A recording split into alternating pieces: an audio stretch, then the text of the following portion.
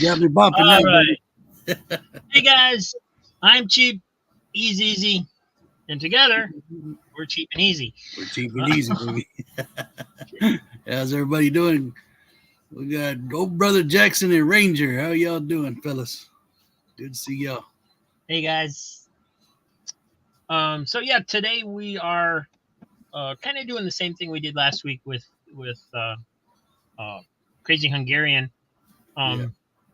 I had asked Mike to come on the Cheap Comic Collector Presents show to showcase some of his artwork that he created, and so we were planning on doing that. But when we saw, the Cheap and Crazy title, we thought Cheap and Easy was just too good of a title to pass up. So we're doing it as a special. Hey guys, hey Heath, hey W Vogs. Hey Vogs, what's up, man? Heath, how you doing, brother? Easy show. Oh wait, it's two. Exactly. Hey Matt, how you doing, buddy? So basically, and Matt's doing a show at 10 tonight, so check him out after we're done here. Oh yeah. At Heroes for Hire Comic Club, and we're gonna start off with some comics because we know that's what we normally do. We don't want to do a show without comics. No. But we are gonna slide into some other things as the show progresses. So I just got a couple things I was gonna show real quick. I got this in the mail today. It's a giveaway. It came in this like flimsy little. I mean, it's not really flimsy. It's cardboard. But it had one of those pull tabs at the top, and that's how close. I don't know if I can get it in there or not to show. That's how close it is to the edge of the envelope. So I'm really glad I didn't use a razor blade to open it, because it probably would have ended up cutting into the comic. But it's got a cool cover. It was a giveaway, so I didn't pay for it. It's Secret Invasion, War of Kings, one shot. Yeah. But pretty cool. Got a bunch of dead scrolls underneath the Black Bolt there. So nice art. That's nice. Is that a Whatnot win? Yeah, it's a Whatnot win. Nice. And then this was a Whatnot win as well.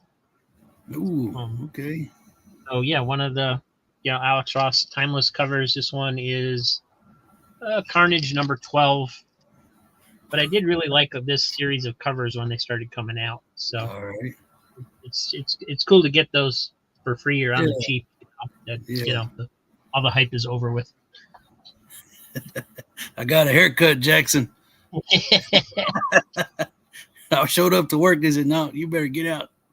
And then when I was sorting comics today, I found this, and I wanted to show it to you, Mike. We had talked. I forget when, but we were talking about the old paperback Choose Your Own Adventure comics. Yes, yeah. I told you there was a Disney comic where you could do that. Right. Well, this is it. I found it today while I was sorting. It's the Case of the Missing Mummy there. And you can, you start reading the comic book, and, every, I don't know, after you get into it a little bit, there'll be like a little thing on the back, says if you think the boys should visit the janitor, go to page 16. If you want to talk to Dr. Cubitt's assistant, Cleo, turn to page 14. And, it just go to 14. There's like 2 or 3 different endings. And it's actually, for me, it was too short for that to be a cool gimmick. But oh, man, I like that. Yeah. That is cool, man. And then they teamed it with an old Carl Barks story, the Donald Duck in the Mummy's Ring, right? Which is also of course, a mummy story. I don't remember if there's a real mummy in this one or not. I don't think so. I think it's bad guys like trying to get away for smuggling or something. Yeah. But that was like one of the original covers there. The mummy's not that great, but Donald and the kids look pretty cool. Now, was this, what did you say this was a one shot? Is a whole series or? This was a one shot, yeah. I mean, the old story was from 1943. It's just a reprint. But this first story,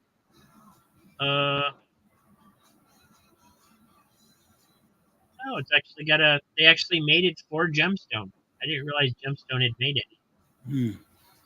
But yeah, it's got a Gemstone code number on it. So the creators actually made that for this. Yeah. And then, of course, once it's created, all the other publishers all over the world pick it up, print it as well. I But like that. Now, did they do other characters, or is it just strictly Scrooge or Donald Duck? It's Donald and the nephews, basically.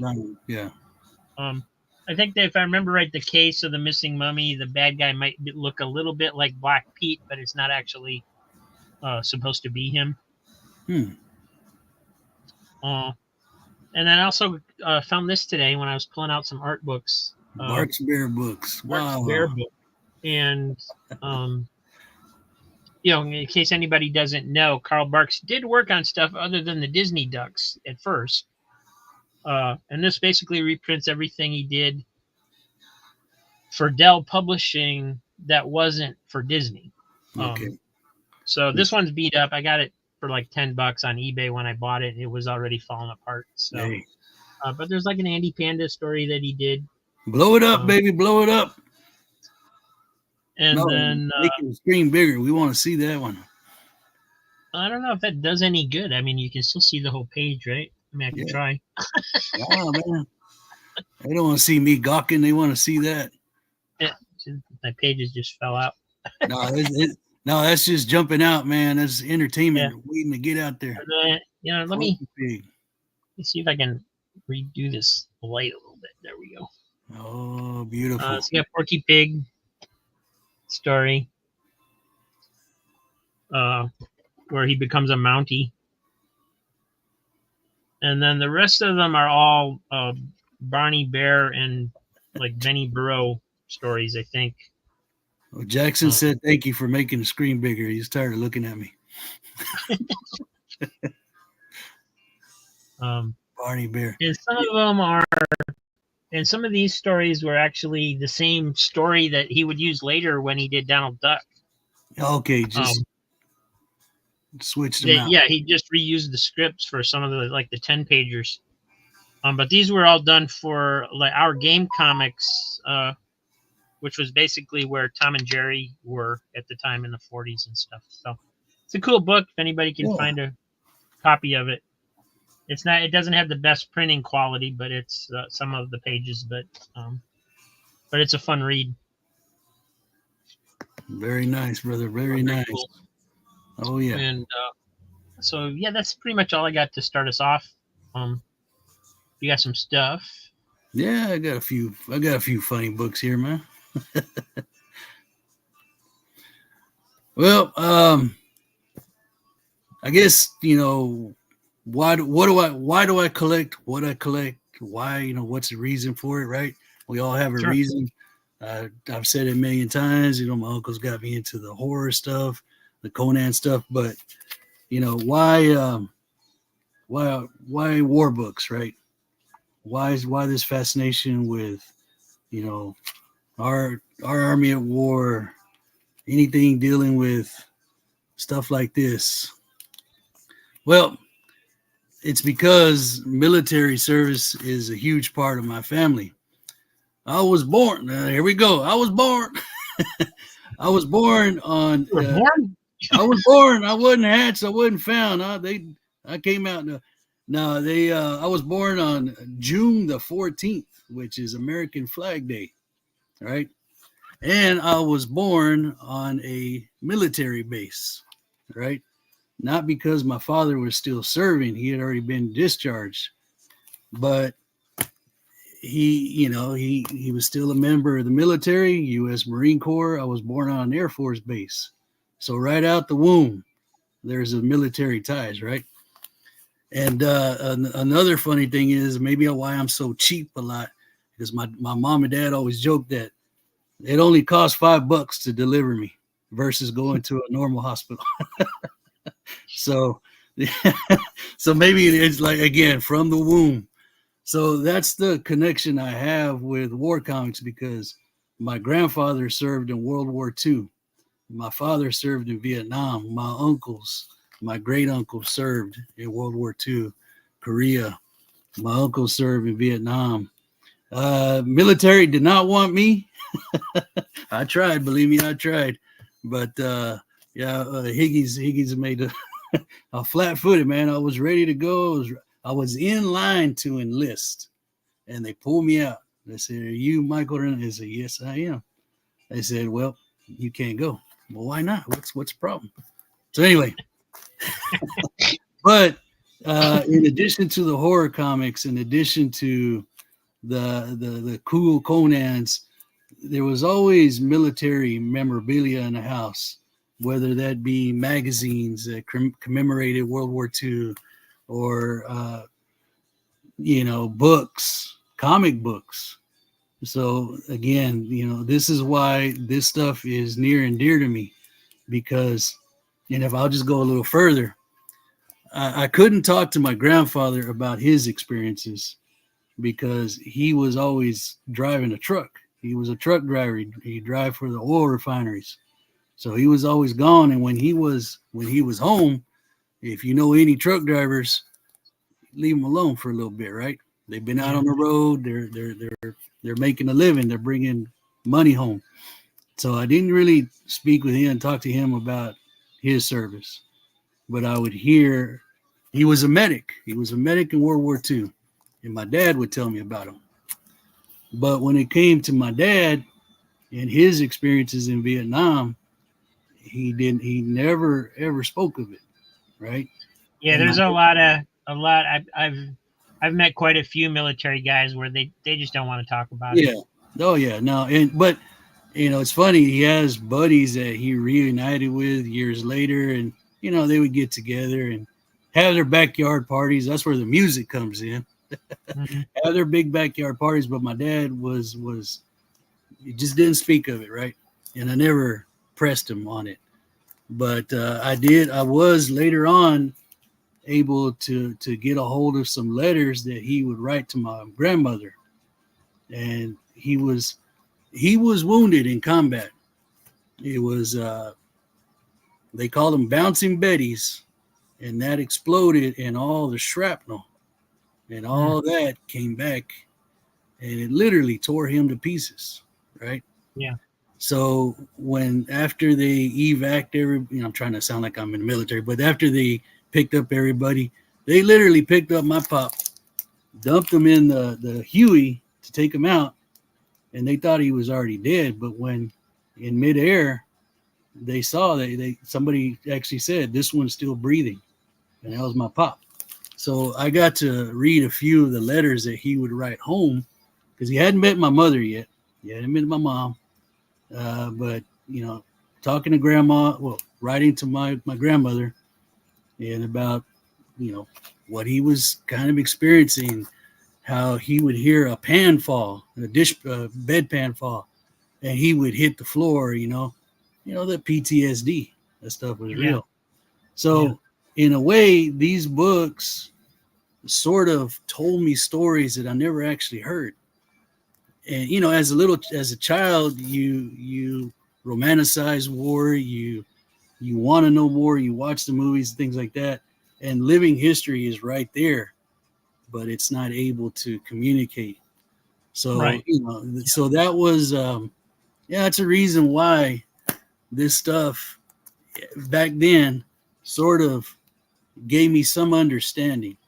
And of course, in school, when they would speak of World War II and teach us about, they really didn't teach us too much about Vietnam. I guess that was still a thing. But I do remember through microfiche. Do you remember microfiche? Yeah.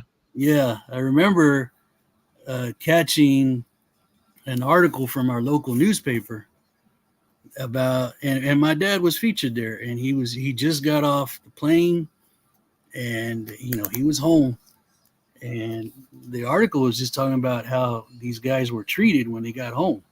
They weren't the heroes, right? Right. They were baby killers and things like that. So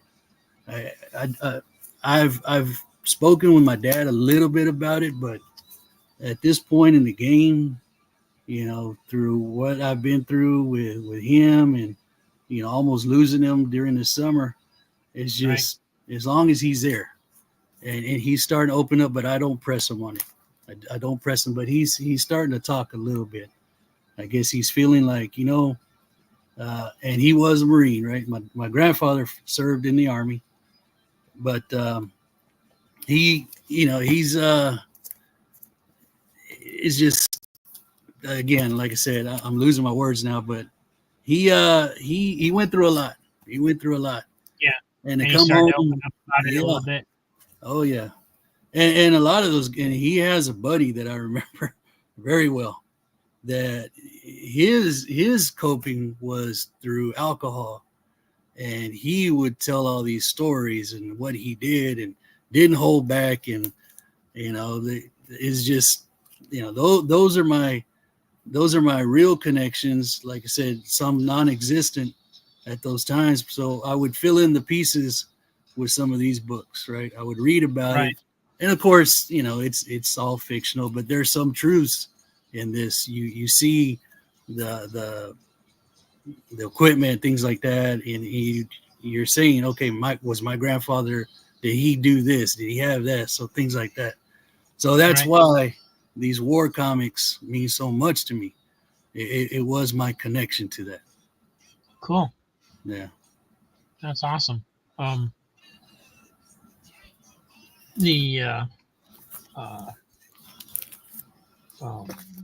don't know what to say. It's yeah. I mean, that's incredible. That you have that connection to the comics. I never really thought about them as being, any more than just war comics, adventure comics to me. Yeah. I don't think my family really has any history of service that I'm aware of. My dad was in the National Guard. That's all I know for sure. Right. And I never knew my relatives beyond my parents. I didn't have, all my grandparents were all basically dead when I was little. So I don't have that family history or connection to look back on. But a lot of people in chat are identifying with what you're talking about. So no, and I'm sorry, Chad. I didn't mean to not look, man. I can actually see the chat now. When I first started doing this, Aaron, I was just on my phone and I couldn't see anything. But I mean, the one thing you don't want to miss is that Jackson Roykirk said, "Oh, Easy was delivered by USPS Media Mail." I was cheaper than Media Mail. When I started laughing. That's when you heard me start laughing. No, I knew Jackson had to say something. But yeah, man, they always joked about that. We could have spent, I guess, back in '73.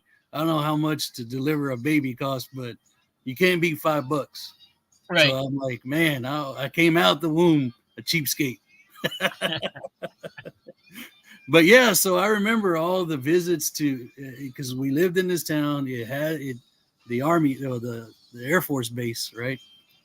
Mm-hmm. So we would go to the PX, we would go to the commissary, buy our groceries, and back then, potato chips literally was a white bag with black letters, tater chips.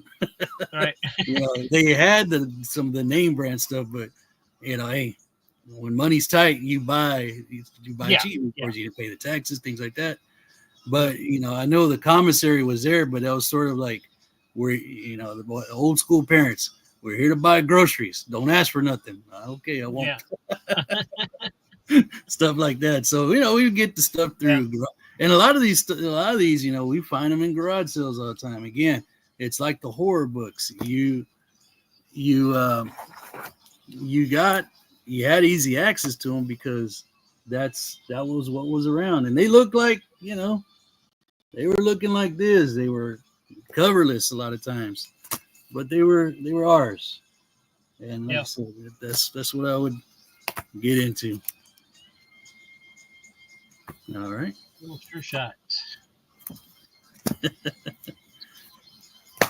You want me to show recognize the feathers?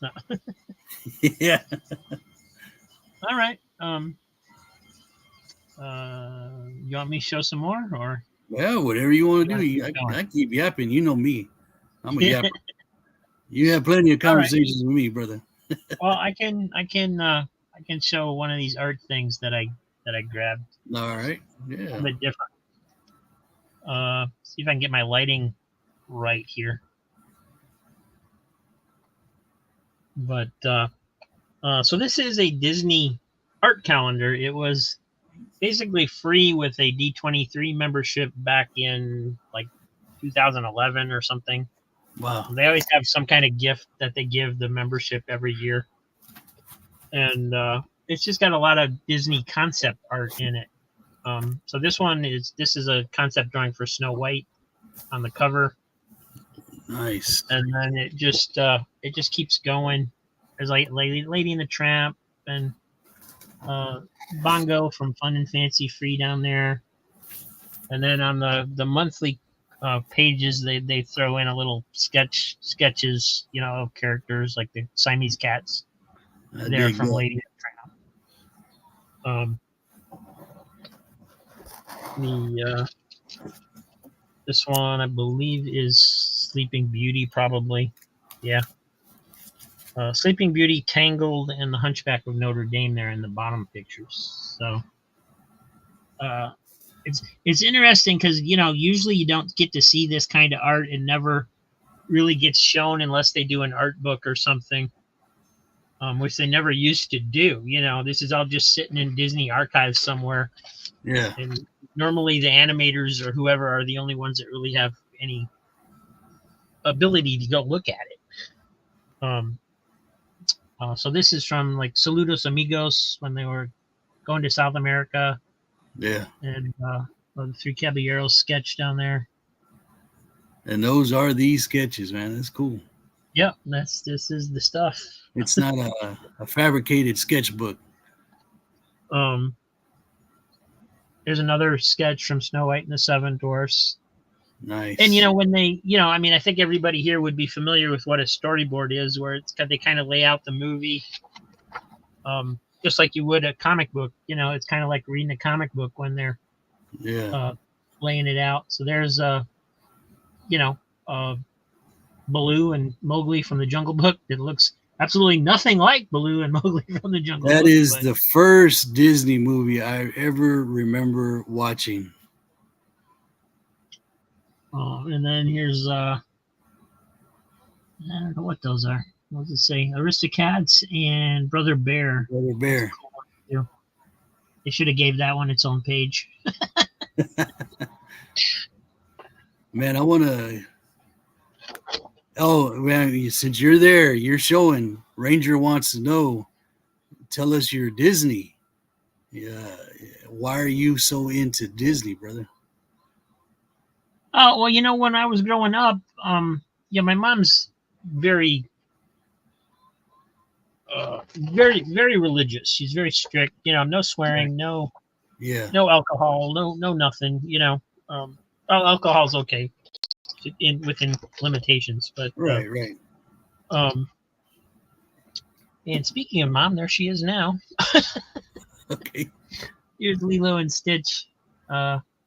And the bottom one is Make My Music, where they actually animated the hats as characters, I think, if I remember right. Yeah. But I got to go take care of my mom, so I'm going to turn it over to you real quick. Yeah, no, I'm going to save some of these comments, man. I'm kind of glancing at them. Wow. Hey, we'll talk about them together. Yeah, I'll be back shortly. Okay. Well, all right, fellas. I got full control right now. I'll show you some. You want to see some more war books? You want to get into why I love Westerns? I want to kind of save. I want Rob to be here for all that, but let me show you some more war books if that's cool with y'all. All right. And speaking of the Nam, I remember seeing this because at this time when this came out, we had access to a comic book store, and I was probably 12 or 13, and I was already mowing yards and making my own money. So going out and buying comics at a real comic shop was a cool experience. And when I saw Nam #1, I was like, that's what I'm looking for. This is kind of dull. All right, Jackson, you want me to dance for you? All right, here's some more dull comics, Jackson. More Sergeant Rock. But yeah, man. So the Nam book was pretty satisfying because it was advertised as the real experience. So I remember, and I wasn't there every week, right? You know, you gotta spend your money wisely, right? So I would go in and I get certain books, certain things, and I started experiencing. Okay, these are superhero books. I'm gonna check out Spider-Man, check out Superman, things like that. But yeah, but guys, this is why I have such a fascination with it. Comics Embrace says trying to complete my Nam run. Yeah, Matt, help me on that claim. So, oh, CE, I went back and watched that thing, brother. You picked up some books, man. Heck yeah. Ranger says first year of Marvel's Nam was drawn by the great Michael Golden, a Vietnam veteran. Thank you, Ranger. That is another, like, you know, when they advertise, because I used to pick up Marvel Age because it was a quarter. Yeah, Jackson, it was because it was a quarter. I said a quarter comic book, I'll take it, because at that time they were getting into 60, 65 cent, 75 cent. I go, great. As soon as I find a comic shop, they jump them to 75 cents. But so yeah, when I say that Marvel Age come out, yeah, that's where you got all your information back then. There's another book, Semper Fi, right? And all right, so my pop, every Saturday morning for a while, you know, they have their things, and the writer was also a Vietnam veteran. Thank you. My dad, on Saturday mornings, right? We would wake up early, but my dad said no, 5 o'clock is when you should wake up. So he would wake us up every Saturday morning. 2 records. The first record was the Marine Hymn. So from the halls of Montezuma to the shores of Tripoli, he would blast that 5 in the morning. Immediately following that, he would play Elvis Presley's last concert, the Space Odyssey, and then the drums would kick in. So, man, we were up and ready.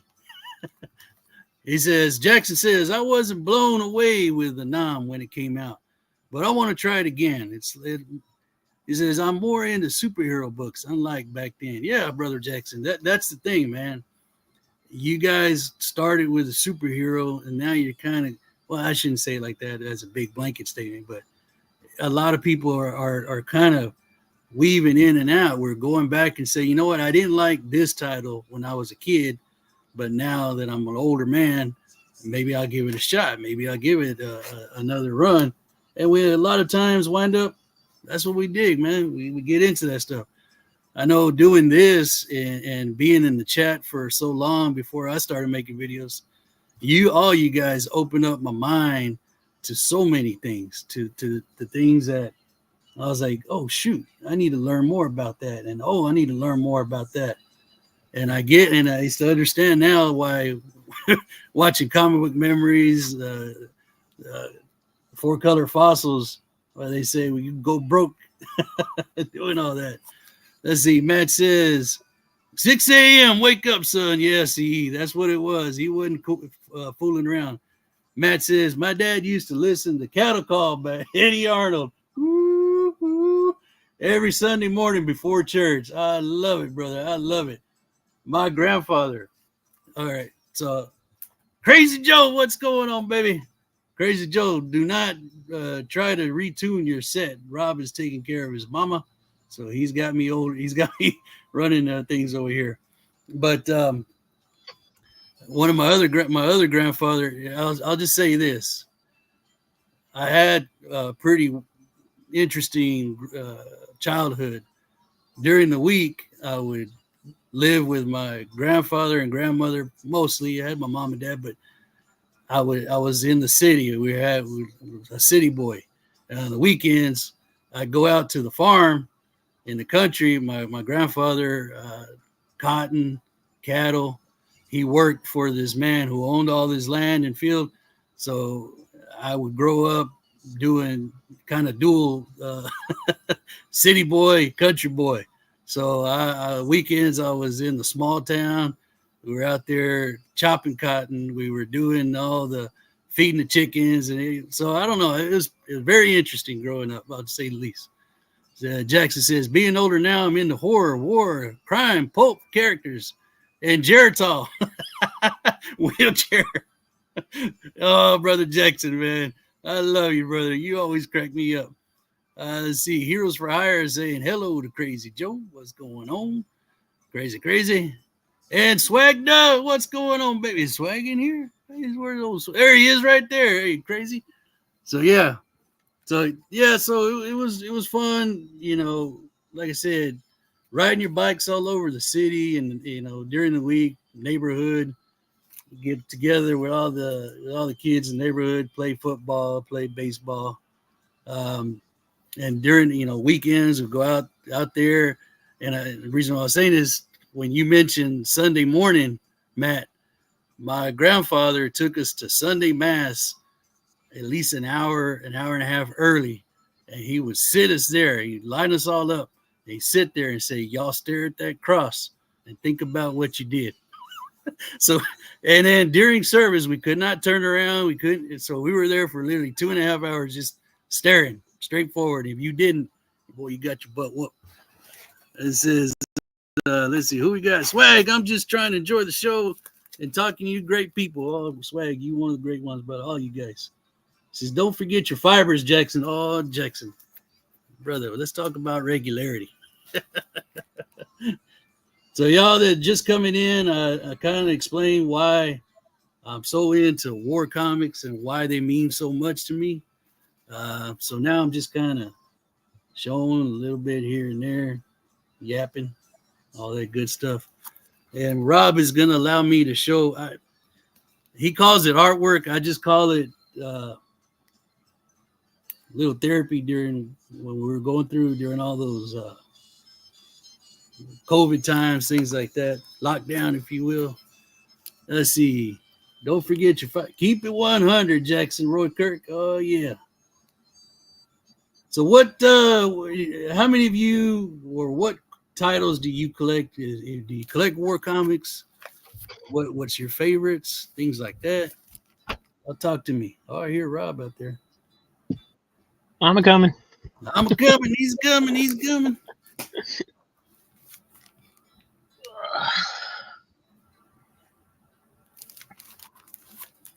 There he is. There you are, brother. There you are. Jackson was getting unruly. He was like, boo this guy. Oh, man. Oh, that's not possible. We went up in numbers. Oh. Maybe I should leave more often. No, Swag came in. Crazy went from 8 viewers to 12. Hey, we're doing good. Yeah, sorry about that. I just had to. Nah, brother. Hey, don't ever apologize. Hey, Crazy Hungarian. I saw he just dropped a video right after we started. So check that out after the show too. Yeah, it's Friday night. It's his video night. Yeah, one of them.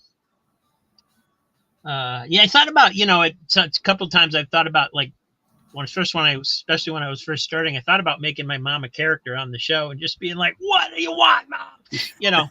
But if she actually heard me, she wouldn't understand what I was doing or anything. Yeah. So. Oh yeah. But yeah. All right. So where was I? Jackson was asking about Disney, right? No. So Ranger wanted to know. Yeah, Ranger. Okay. So basically, Jackson. As I was growing up, Disney was one of the few acceptable forms of family entertainment that my mom would allow us to watch. You could always go see a Disney movie. You watch Disney on TV every week. Because a lot of the TV shows that like you guys would be allowed to watch, I wasn't allowed to watch. I couldn't watch Happy Days. I couldn't watch Three's Company. I couldn't watch those kind of shows. They were just, the humor was not acceptable. Right. I think we watched like the first season of Happy Days, but then once Fonzie became the big character, she didn't want us all growing up to wear leather jackets. And, if you told somebody to sit on it, you better You better run the other way. You know what I mean? Oh yeah. So Disney was, acceptable. So, Right. I could get, and that I didn't necessarily, I wasn't that into Disney comics until like the Gladstone runs came out. I had some, but there was only like a couple of Carl Barks stories in those issues. Right. Um, and then, when I was in third grade, we took our first trip to Disney World.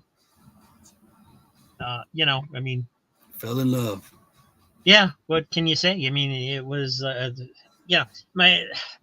my family tells the story that the first time we went to Disney World that I got lost because I was mad that they wouldn't take me to see Mickey Mouse. I was going to go find Mickey Mouse. So I just walked away on my own.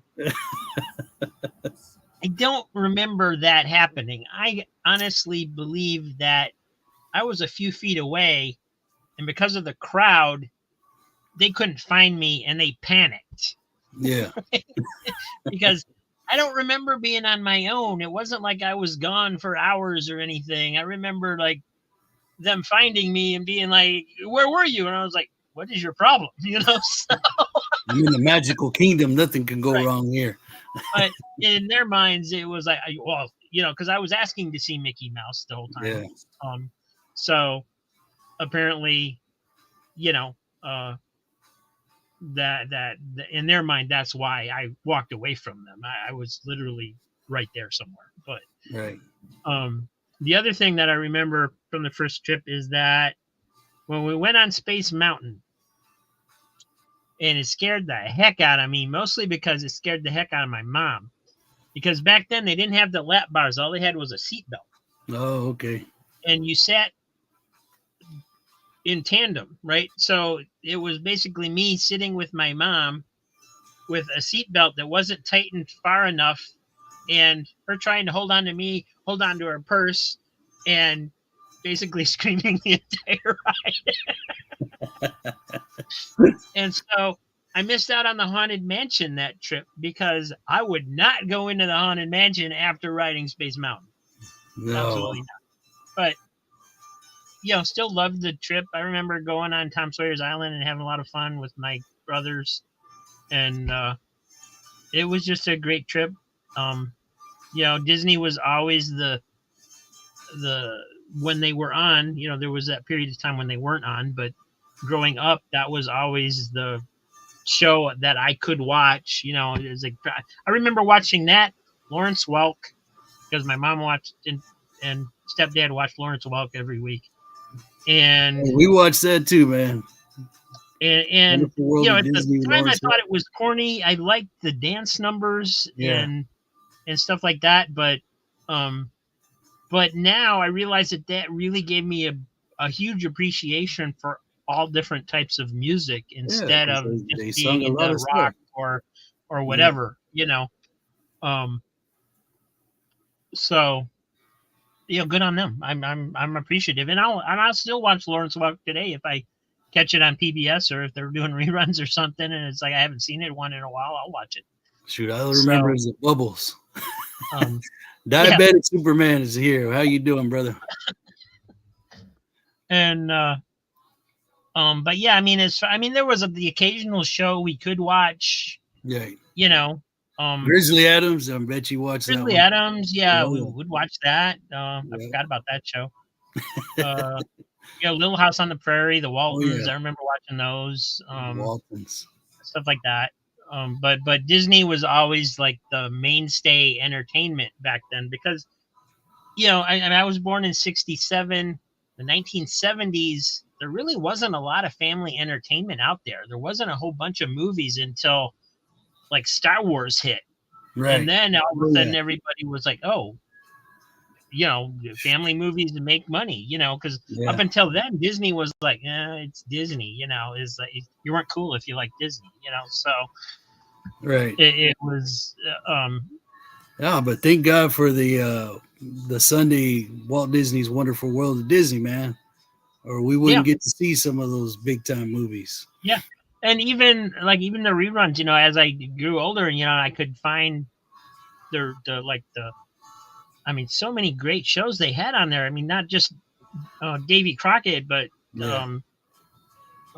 Texas John Slaughter was a great Western. You know, all their Western shows were just a notch above all the Western of the Week ones. You know, I mean, they were Gunsmoke and Have Gun Will Travel quality, whereas every other Western out there is just like, it's just another Western, you know. But they had, you know, El Fuego Baca, and all their Westerns were based on real people, you know. Right. They had El Fuego Baca, Texas John Slaughter, Zorro, of course. Well, that wasn't a real person, but Andy Burnett, characters that I wouldn't even know about if it wasn't for those shows, because nobody remembers them except for those shows anymore. Right. You know, but they were actual people at one time. Figures, you know? Yeah. So, yeah, that's basically my story of that. So there you go. Sorry, I should have mentioned the calendar. Ranger asking, you got it. Yeah, basically that's what I was exposed to. So, here's Fox and the Hound. Just, you know, like I said, this is all concept art basically. And then this is Great Mouse Detective down here. They're looking very rodent-like compared to what they eventually ended up looking like. That's nice, man. And this one's kind of weird because they had the artist Mary Blair do the Peter Pan concept sketches, so this is basically supposed to be Captain Hook, which is perfectly Mary Blair style, but looks nothing like the actual movie they ended up making. So, well, are these just like layouts? These are concepts, or yeah, this was just preliminary concept drawings. Right. You know, and that's one of the fascinating things about them is that they don't match up, you know, right, with what was produced.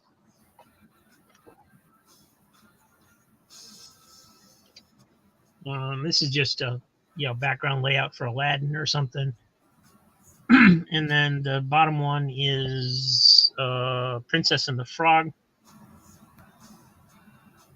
There you go. You see those frogs down there. It was an okay movie, but now I hate it because they took out Splash Mountain to ruin the ride.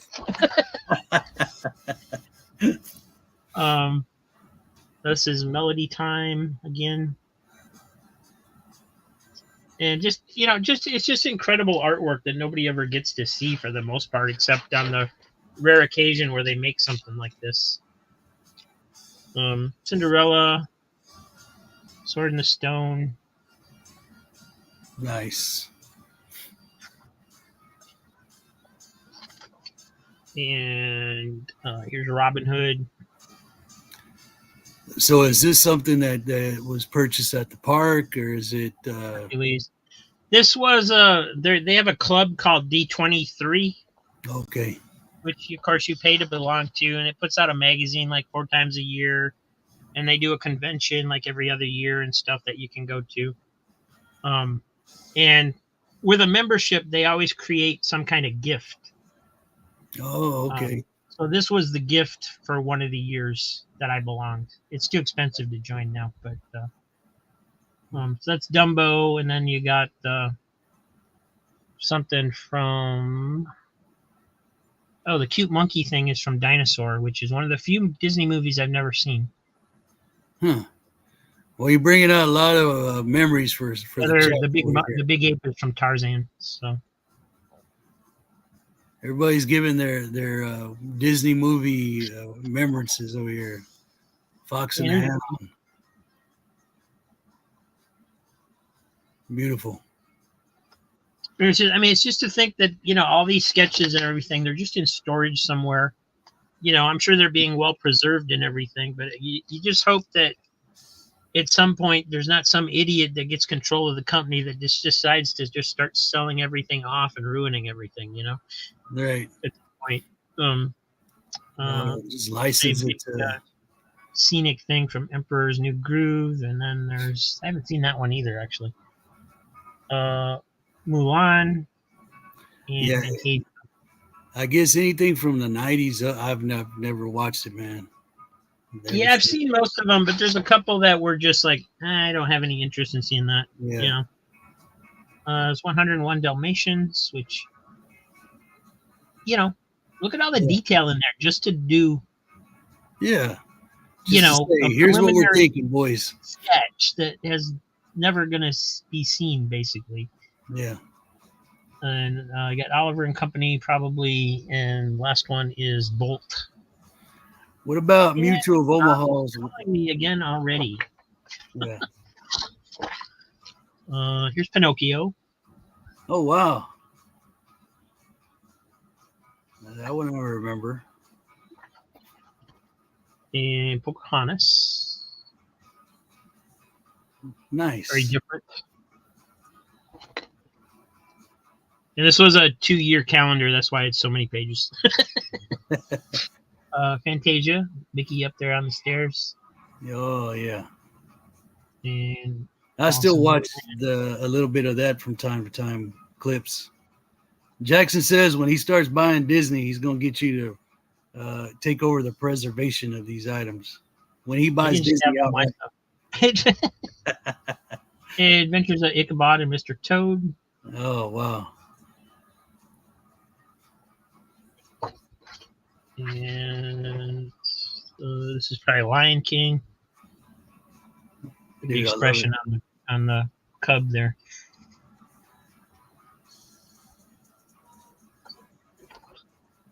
And Winnie the Pooh. Comics Embrace is saying that they are his wife is a big time Disney collector as well. And they frame their calendars. And I was thinking the same thing. See, would you consider taking that thing apart and framing those pieces of art? Oh, probably not. Only because I wouldn't have I have lots of things I could frame. Yeah. And if I framed everything, there's just no room to show it, store it, Right. Whereas this, I can just put on a shelf, pull it out once in a while, look at it, and enjoy it. So either way, it's preserved. Anyway, I got to go see what my mom's yelling about again. She probably finally remembered whatever she wanted last time. I'll be right back. All right, boys, you're back with me again. Oh man, let me take a look at some of these comments, man. Spin and Marty, I picked up a Spin and Marty comic, torn to pieces. I need to see if it's complete because I said I'm gonna give that one to Rob, but it's pretty rough shape. Let's see, Disney Treasures 10 DVD. He fell in love with Spin and Marty. Cool. Hey, Lead Paint, what's going on, brother? How you doing, Greg? Fox and the Hound. I'm gonna be honest. I've never watched Fox and the Hound, man. I'm one of those. I tell this to Rob all the time. I don't watch a lot of movies, but I do. Well, okay, I watch movies, but I like the more. If it was just dumb 60s, 70s, just a weird, obscure, I can watch that all day. But if I'm going to watch a Marvel movie, more likely I'm going to fall asleep. Not anything against it. It's just something about the weirdness and the cheapness of some of those movies just fascinates me, right? And you see the strings on the bat, things like that. Penguins everywhere. All right, boys. I'm going to show just a few Western comics. Should I wait for Rob to give me my Western story? It says, I have two. Jack says he has 2 copies of that calendar, one to frame and one to keep intact. There you go, Jackson. There you go. Speaking of Jackson, Roy Kirk. Thank you, brother. Not at the price of a membership. I don't because that's the only way you could get it is to join. So you'd have to pay for 2 memberships. Oh, wow. So you can only buy one item. Have a second calendar. Wow. All right. So Western comics. So again, horror comics, war comics. Why Westerns? Well, why not? No. So like I said, growing up, my city grandpa, he served in the military, right? He was a medic World War II. The country grandpa, the one that worked on the farm, he was the foreman, and when he wasn't watching pro wrestling, he was watching Westerns. No matter what it was, when it was, if wrestling wasn't on, he was watching Westerns. And so again, the connection to why Western comics is simply for that reason. And again, just like that other grandfather who's a truck driver, his time when he wasn't working was let me relax. And same with his grandpa. So my way of getting to visit with him and speak with him more often was let me just sit with this man and see what he's watching and ask him questions about that. So he the one that was always watching Westerns, man. There was one time he bought one of those huge giant satellites. Y'all remember those, right? Sit out in the yard, and he bought one of those so he could watch wrestling. And I tell you guys, we picked up wrestling from all over the world, and he would sit there and mess with the controls. He would tell us go outside and move it so he could he could watch it. And whenever he find a Western movie, that's what we were watching. And it's just my way of talking to him because, you know, he remembers certain things. He remembers how, and you know, he worked the land. So he knew what rough life was. So these are all just connections to those men in my life, the role models, and because they were hardworking men, because you know, it was with my grandfather, the farmer, it was literally from sun up to sundown, right? You work from can to can't. And so on those moments after church, we'd all go home and eat our meal and relax a little bit, watch TV. I'd pick his brain. I'd talk to him. So, Grandpa, tell me about this. And what did you remember about this? And what do you remember of that? So again, this is where I get my love of Western comics. This is just little connections, and that's all that mattered to me.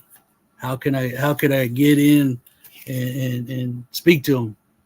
Because if it was during the summers, I'd go stay over there and help, you know, work in the cotton fields and you know all that stuff. So getting them chicken eggs and killing rattlesnakes, whatever Grandpa said to do, you go do it, right? All right, Diabetic Superman. He was working on completing all the Jonah Hex. Diabetic, you and me both, brother. Jonah Hex is never too far, right? Never too far away. It says farmers have a tough life, no vacation, and as you said, they work from sun up to sundown. That's right, Ranger. That's right. But for us, the big days were Saturdays because you know, out in the country, you call that we're going to get on your good clothes because we're going to go to town. We're going to get groceries or we're going to go to little stores, things like that. So we had a 5 and dime.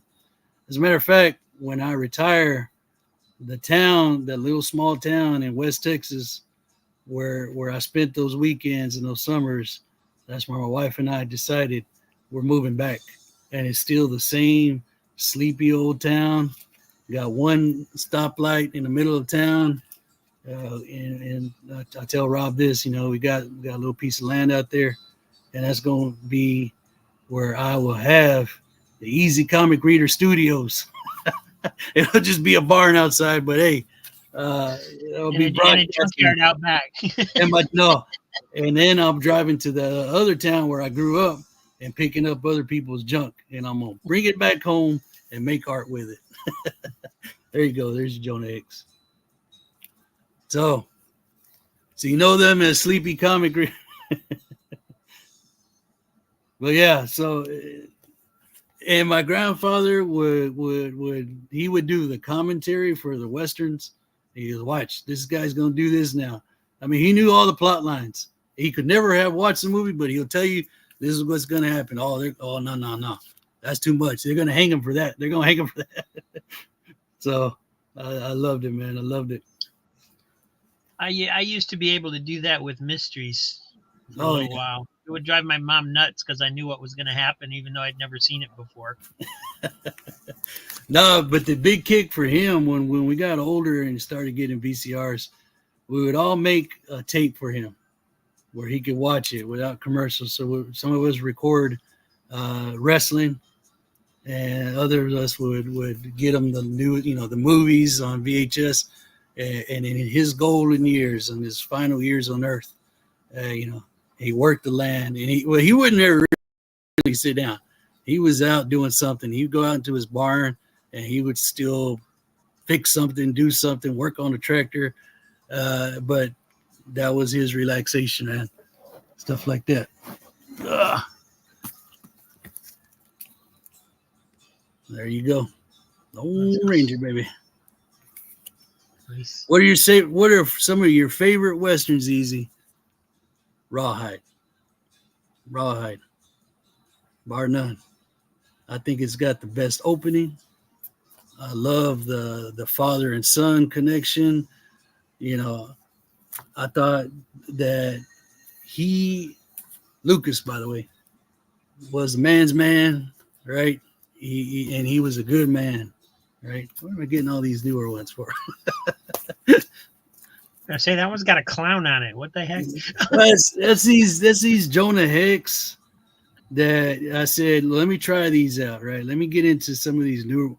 Well, they're not new anymore. I don't know when these came out, but just it wasn't quite there. But I did fall in love with the Tomahawk story, the backup story. That's a good one. Okay. Oh, that's not a torn cover. That's something on the bag, but yeah. So I was picking these up for a while when I got back into comics. Like around 2000 and was it 8 or 9? But let's get to some Jonah Hex proper, right? Let's get in.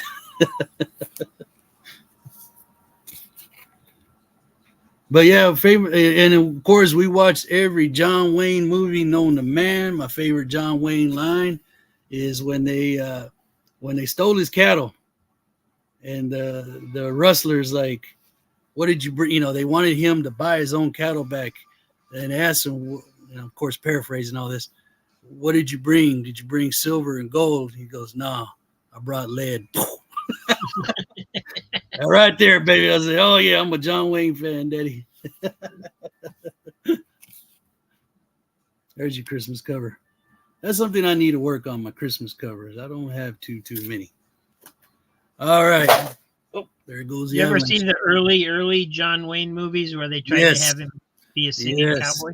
Oh yeah. Oh, we'll just forget about those. No, but we would watch a lot of Mexican Western movies, things like that. So, and then, and those movies were poorly made. They were trying to be timepieces. They weren't exactly black and white, but they were from the 70s or 80s, and they were just horrible, and I would laugh more than anything. I like my American Westerns. I those were the ones that, and then the ones that they were just like, I guess, B movies, and just pop them out, and like didn't understand what was going on, but there was fighting. There was always fighting. There was always shooting. So yeah, things like that. John Wayne singing, ouch. All right. Well, you guys were asking about frame stuff, and I saw Ranger shout out the Spin and Marty. Yeah. Yes. So thought I'd show this. It was hanging on the wall behind me. Blow it up, baby. Blow it up. See what we got. This is full screen. I actually met them at one of the Disneyana conventions here in Florida. And they signed, this picture for me. Nice. So it was pretty cool. And people wonder, because of my age, how the heck I was familiar with the Mickey Mouse Club from the 50s, because it was, basically on before I was born. Right. I wasn't born until 1967. But what most people don't know is that they re-released the Mickey Mouse Club in syndication in the 60s before they came out with the new Mickey Mouse Club in the 70s. Yeah. And so I remember, like, I fell in love with Annette just like everybody that was older than I did, and loved that show, watched it for like a year, and was always hoping they were going to show a Donald Duck cartoon and so on and so forth. And then it disappeared. But then you heard that, they were coming out with a new Mickey Mouse Club. And you got all excited, and you watched the 70s one, and you were like, what is this crap? I mean, even as a kid, I was like, I do not like this show. Bring me back the black and white one. Yeah. And I've tried watching the 70s ones again now as an adult, just thinking, I mean, I wasn't the cool kid in the 70s. I was living in the country. I was the hick kid that, didn't watch Fonzie, had no idea what they were talking about when they talked about what happened on Happy Days that week and so on and so forth. Right. And, but I still can't watch it. I watch a few minutes of it. I'm just like, this is so bad. No, but thank God for syndication. For those of us that grew up on 3 or 4 channels. Right? Yeah. Local TV back then, they would buy certain programs. And so we were exposed to so many different things from the past. And like I said, I always say growing up, a lot of our stuff came through garage sales and things like that because of the money situation. But so I was always exposed to the 10 years prior to me, if that makes any sense. So all the books and toys, I think I made a comment on Jambo Comics channel one time. He's talking about he would love getting the catalog. I said, I would love to see the catalog too, because I knew what I'd be finding in garage sales 2 years from then. Right. They show all the new toys and stuff like that. But yeah. Thank God for syndication. Thank God for being exposed to that. See, Random Rips is saying he used to watch the Mickey Mouse Club on TBS in the 70s, which was the original from the original 50s. Superstation. Yeah. So even Disney knew their 70s show sucked because they started. Apparently, they made a deal with TBS to show it on the older one on TBS. So and then people are saying the same thing. They watched it in the late 60s, early 70s before the new one came out. So And again, because I've been at Disneyana conventions and people and talked to people older than me that they're like, well, you're too young. You didn't know who Annette was. And I was like, oh, yeah, I did. She would have been the peanut butter lady when you were watching. I was like, yeah, but I didn't know that they were the same person back then. Skippy peanut butter, baby. Oh, yeah. And PBS, yes, Jackson. PBS, boy. I mean, I remember watching the some of the original Disney anthology series on PBS for a while. They would play some stuff on there every once in a while, but PBS had such an erratic schedule you couldn't figure out when anything was going to be on or anything. Right. But yeah. No. Go ahead. Now I want to get to your artwork, man. I want to show these people why we're here. Well, I just want to talk real quick about Comic Fate. Let me do that real quick. So Comic Fate. So Aaron PSG calls me up and says, "Man, I found these cool books. They're right up your alley." And I told him, man, that I'm kind of watching the pennies right now because we're remodeling the house, things like that. And I said, well, would you consider a trade? So we worked up a trade, and we made this trade. It's taken me forever to get them out to him finally, but in that trade, there was some Fantastic Four comics that he really wanted, and I really wanted what he had. So we did this trade, right? And these books have been sitting here, and I tell him, I'm going to mail them out to you. Just give me. But anyway, long story short, I start getting packages in the mail. And anything that people have sent me, never, ever, ever, ever will be traded off, anything like that. But talk about Comic Fate. the very first comic book I remember buying with my own money from the convenience store, it wasn't owned by anybody else, was a Fantastic Four, right? And it's back here somewhere. I was desperately looking for it from the show. And no, I did not trade that one off, but I remember Fantastic Four. You know what And issue it was? I believe it was 182 because there was the purple monster, because it had a monster, right? And I had the cool logo. Anyway, Comic Fate, that trade was made. Books are ready to go ship out. You know, people send me books, and Micah sends me a lot of cool Fantastic Four while that was going on. So I've got, you know, I said, okay, so that is Comic Fate. Do not trade any more of your Fantastic Fours. A lot of nice people have sent me Fantastic Four, but what I sent Aaron were a few older ones and also some of the newer ones, because we were talking about a Hickman run where Johnny Storm dies. So I gave him a bunch of those. But when we talk about me paring down collections, there's going to be superheroes that I love, that I always love, that I will always follow, things like that. And yeah, Fantastic Four is definitely one of those, especially when the comic universe is telling you this is your second shot. You better hold on to these books. You better not do that again. And I listen. And these, of course, Micah's. So, do you have any idea of how many comics you actually have? At one point, people ask me all the time, and I always have to guess. But no, brother, it's probably a third of what you have, man. I probably have anywhere from 8,000 to 9,000 comic books, and a lot of that, like I said, was stuff that I was buying. I've told you my flea market strategy, right? You wait for the end of the day. You get that guy that's sitting there out in the sun swatting flies, and he's got boxes of comic books. You know, you kind of just say, hey, how much would you want for all those? You don't feel like carrying those back. Where you parked that, man? You're way over there, dude. You don't want to carry those with you.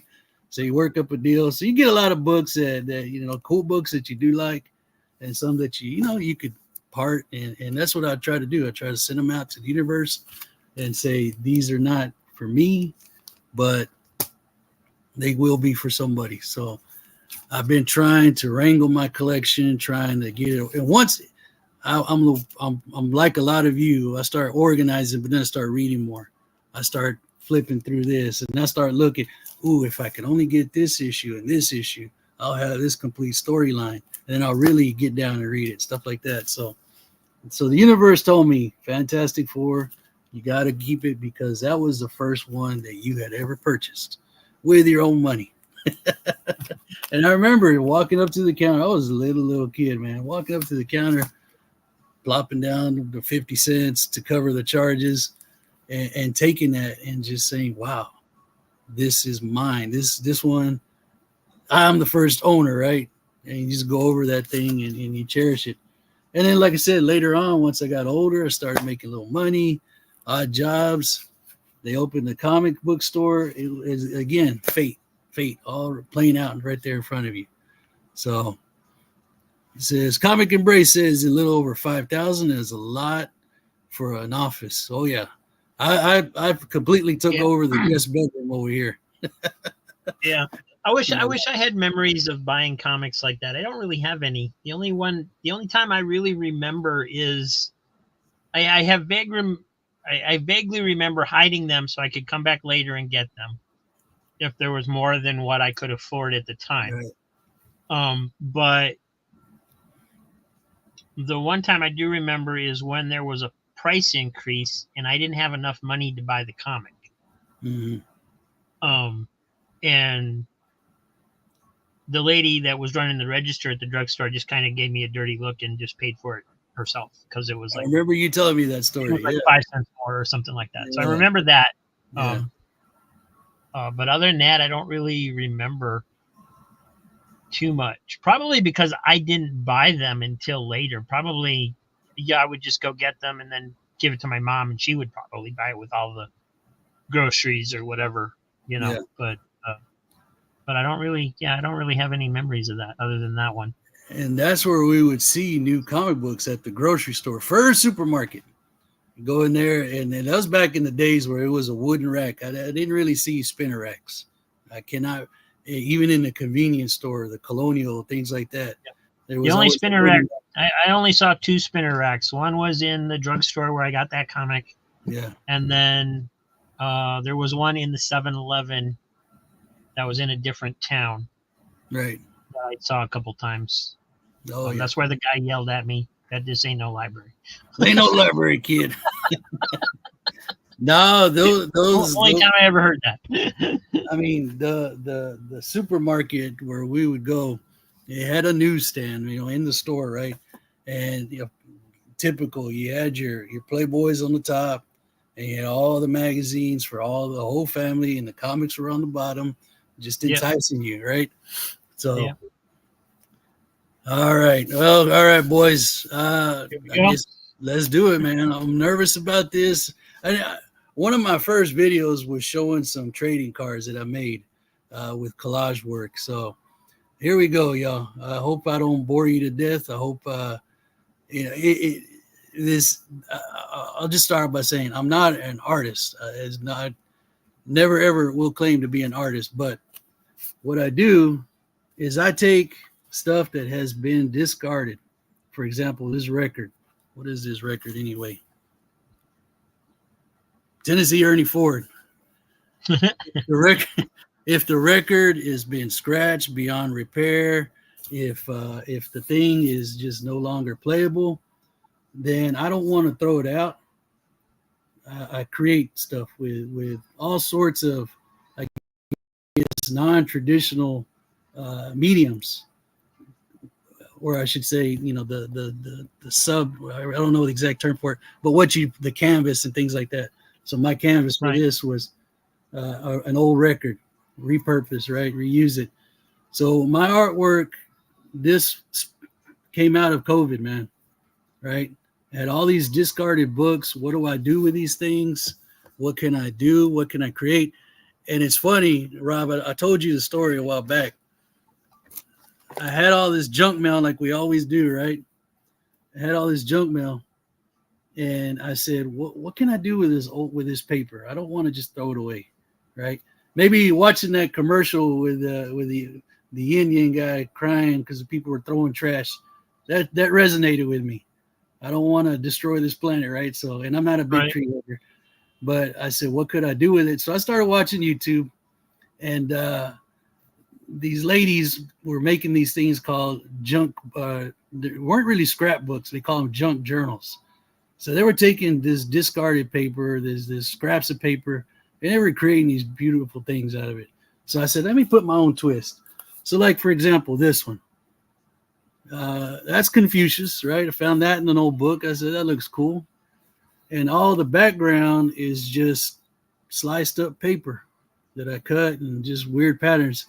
And the kicker is you glue that down, right? Of course.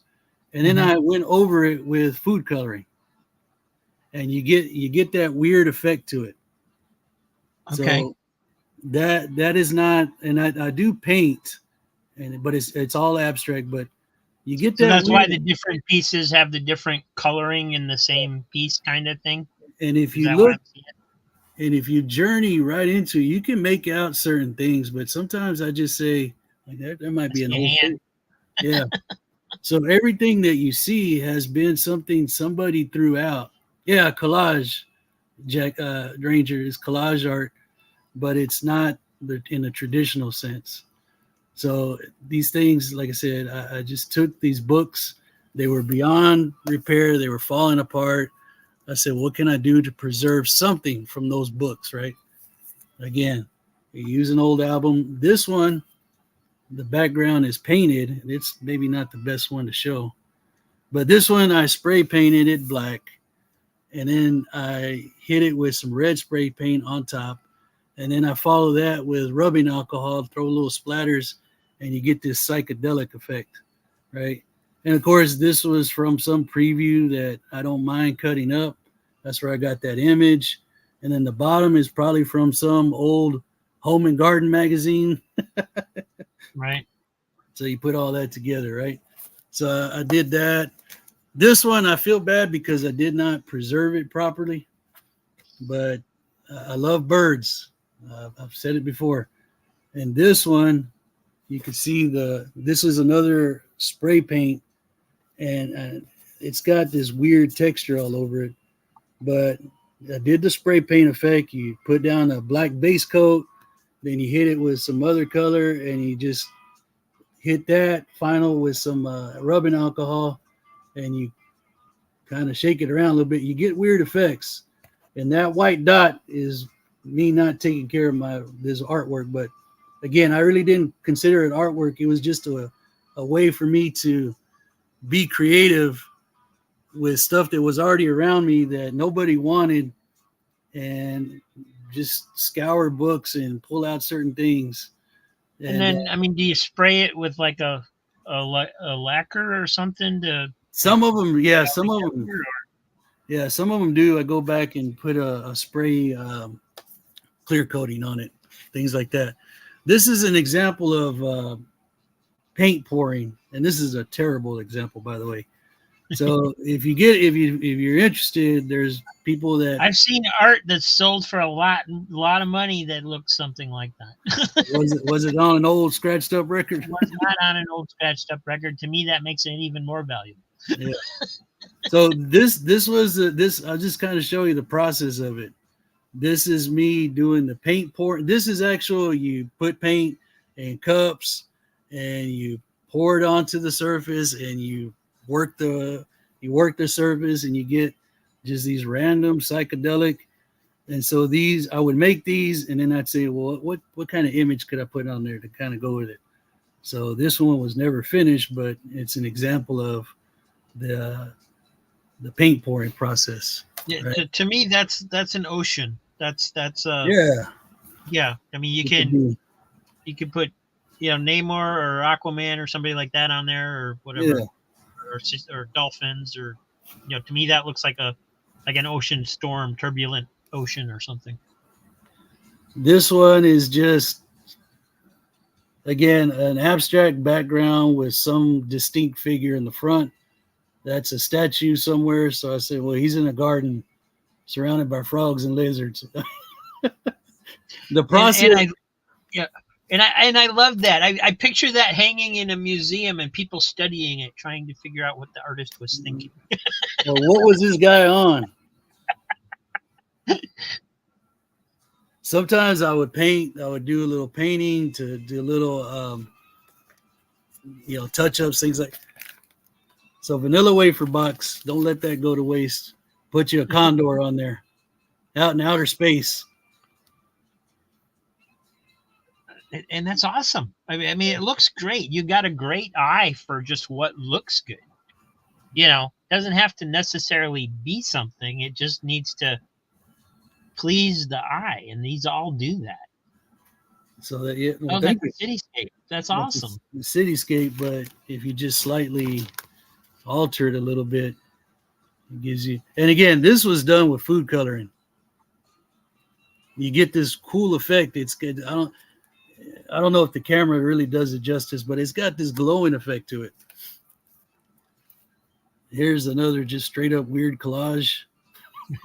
Don't ask me what's going on, but that's where you get your previews and say, well, let me do something with that.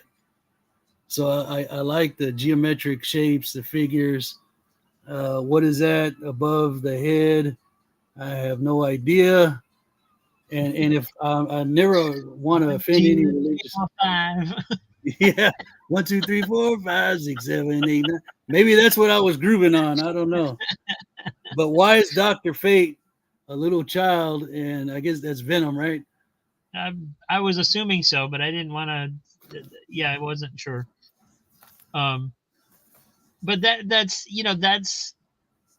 leaves it open to interpretation by whoever's looking at it. That's what's cool about a lot of art. Whoever's looking at it will see it differently. And the background on this one is just old. Who knows, man? But the colors, I like the color scheme. And then I found an old beat up manga I think it was one of those Shonen Jumps. So I said, all right, that's got to tell a story, some kind of love story, right? So yeah, I would do this. I would deconstruct and reconstruct just as a way to, cope with what was going on during those times, the uncertainties, the who do we trust, who do you believe, things like that. So again, these could tell some kind of story. I don't intentionally say I'm going to create this. Whatever pieces were lying around, whatever I cut up, I just let that, and I just piece it together. And I said, if that looks kind of cool, it looks kind of weird, that's for me. All right, this one, great value honey. And this one right here, again, it's the concept of, let me take that out back. This one I used some kind of weird color on there. But it was basically a crayon that I just went over it and gave it a pretty much toned out what was originally there, and just said, that dude looks cool. Let me put him there. He's staring out. I don't know where he's staring at, but he's off in another world there. Let me see. Here's one. Sort of the same concept. You get, I guess that's Wolverine, or maybe Wolverine. And I just like the contrast of the black and white versus the abstract. Yeah, I mean, it's just, that could be a cover for Sandman or something, I mean, that's what it looks like. It's just awesome.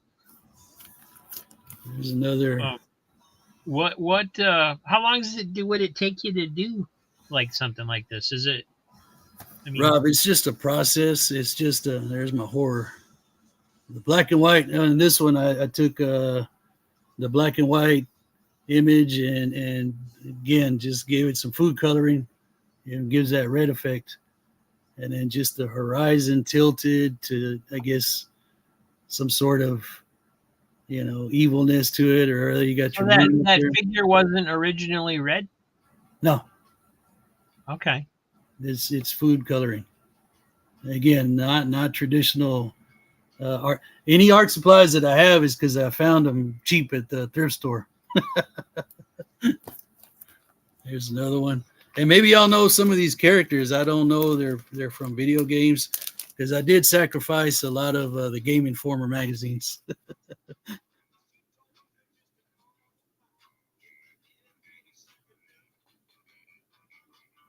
So it's just a bunch of guys. I'm nervous showing all this, but hey, got to step out there, got to do your thing.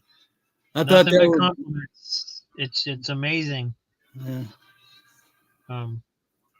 And I've done these for trading cards. These are all, of course, comic book boards. I've seen you show the occasional trading card. Yeah, but I didn't know about all this other stuff until you were showing me that one day. So, here's another food coloring and flowers that you find in. All right, so you were nervous about what Jackson would say, right? Here's what he said. No, I wasn't nervous because I know Jackson just kids. I love it when he does that, man. I love it when he busts somebody's chops, man, especially mine. I love it, man. But I just didn't want people to start tuning out and go, that's not comic books. And when I put out my first few, the ones where I would read, what the hell I call them, the funny pages.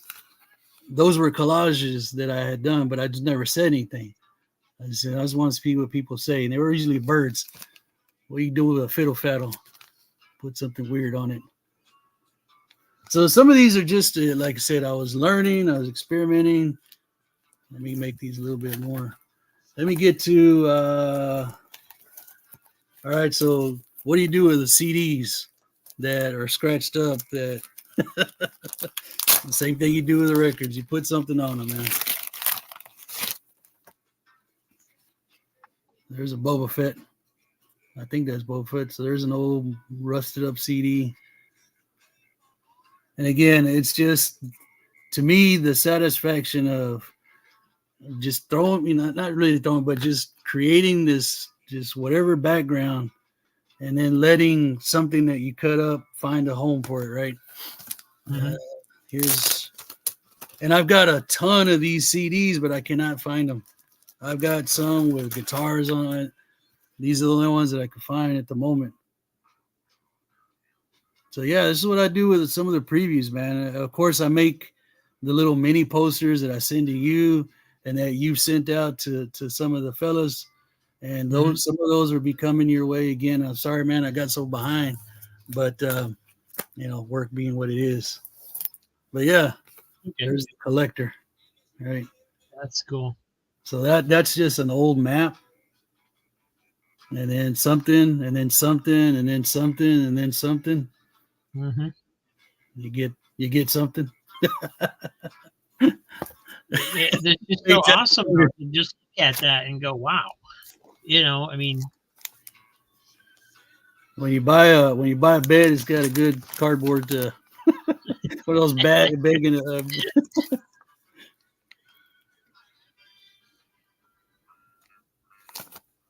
And then what are the bags you have them in? Are those just comic book bags? Just comic book bags. So this is a page out of a book, right? That's not what I want to show you, but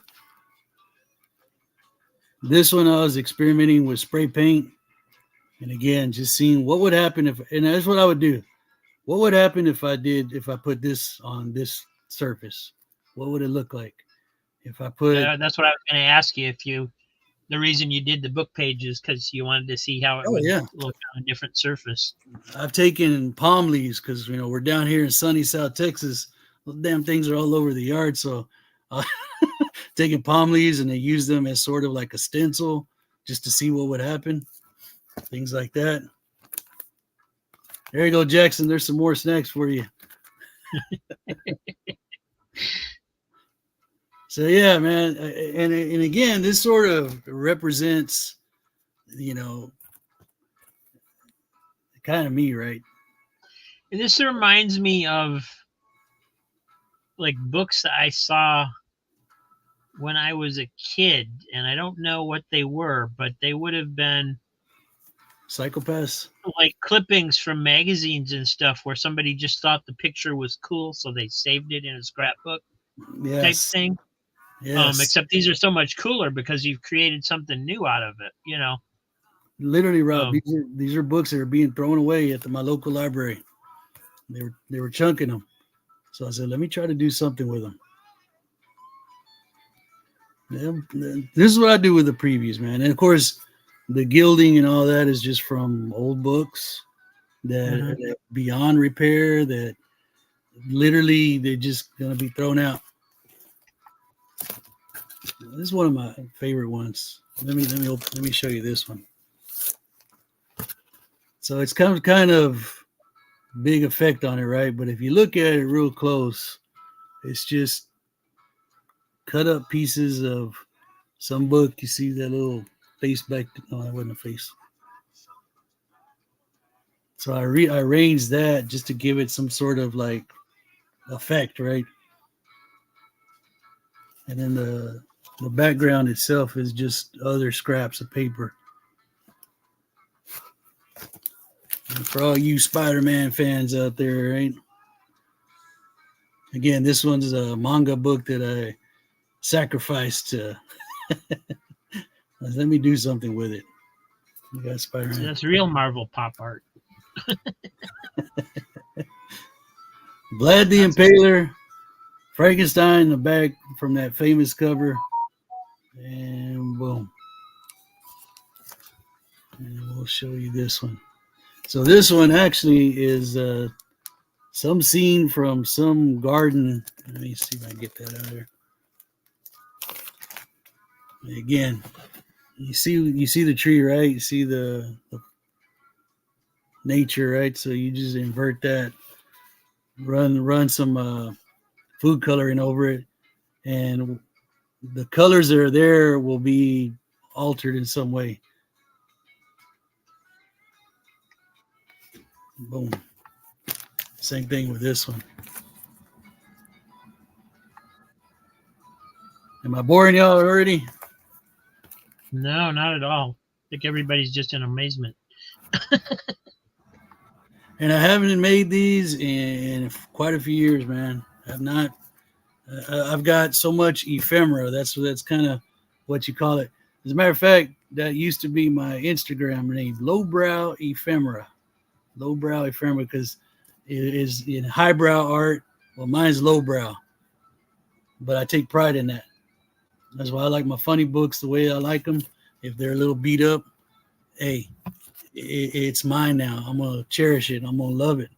That is hard to figure out what's going on, but let's follow the story, right? So you got that guy unleash some sort of dragon, pull out. You got beast or monsters over here, and then you have the gods looking down upon them. Just weirdness. That's just an old index card, right? So try to tell a little story. Let's see. And that's what's cool about it. I mean, you look at this stuff and you can't help but your mind goes to what is the story, you know? Yeah. And that's what I love about it. And that's one of the cool things about art is that's what it does. That's what it, yeah, even if the creator didn't have anything in mind, your mind still tries to create something yourself. Yeah, yeah. And these are just to sit and stare at. Like, what the heck is going on?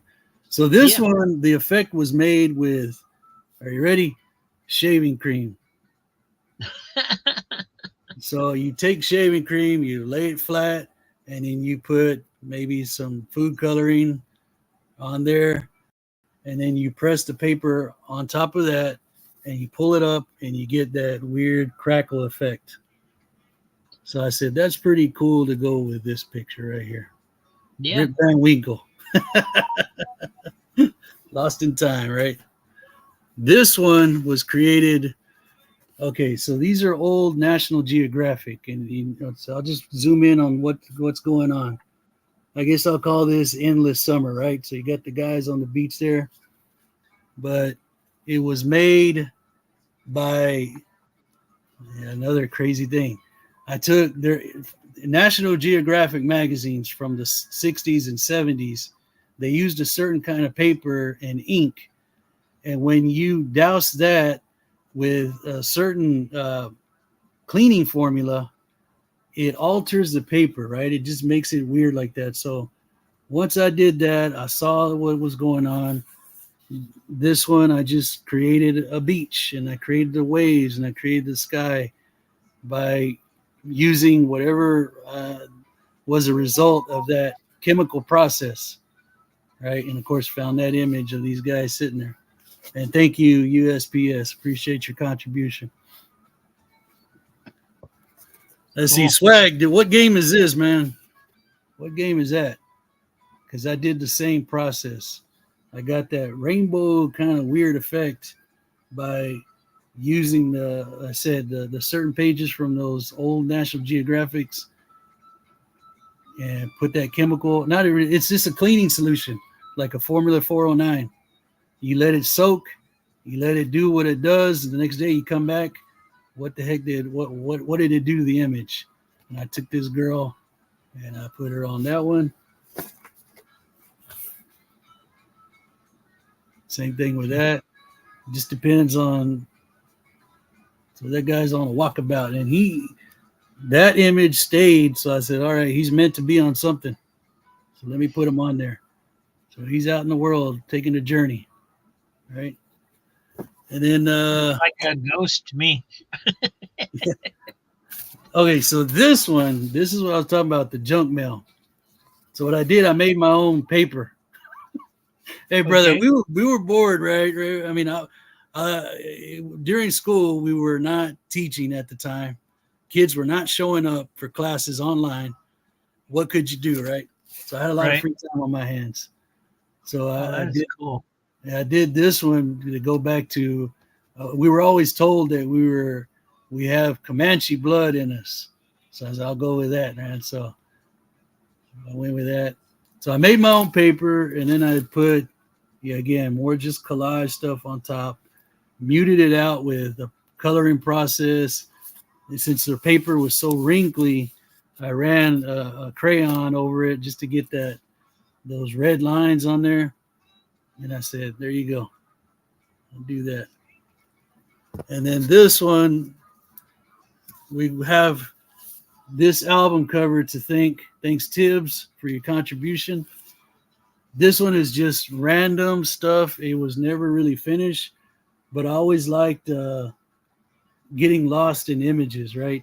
Characters. So that's all this is, just a bunch of scrap pieces that I cut from other things. And I just said, all right, let me just put a bunch of, because again, I tried to just say, how can I use every piece of this book? How can I do something with it? How could I use these preview magazines? And that's what we get, man. Right? It's just amazing. I'm still blown away by all of this. It's just, I mean, I know, like to you, it's like, oh yeah, I mean, you're modest about it. You don't feel like you really did all that much, but I mean, this is art, man. This is more art than a lot of the stuff I see. I mean, and some people, I know you're not drawing it, but you're still creating something out of junk, basically. Yeah. And because that's just amazing, man. That's incredible. And I really don't share. My wife now, she has to hear me. Look what I did today, and she's like, "Yeah, that's nice." Now she was very supportive because during this time, our living room, our dining room, taken out. That was my office to do my lessons. Like I said, kids were not showing up, and so that became this huge mess of paper everywhere. It's like a madman just going to work and just cutting and creating and gluing and just doing all this. And she was very supportive through this process. She at that time she was working at a bank, and we felt like, you know what, let's not. She stayed home. She take care of her mom and dad. I was home, and then summer came, so of course I had all this free time. Stores were closed. Nothing. You couldn't do anything, right? We all lived through it, right? But yeah. But yeah, I just get my poor husband finally lost his mind. Oh yeah, Jackson. That's probably what she was thinking. Like, yeah, he done gone plumb loco. Let's see, how does this one go? I don't know what character that is, but I know it's Dragon Ball Z.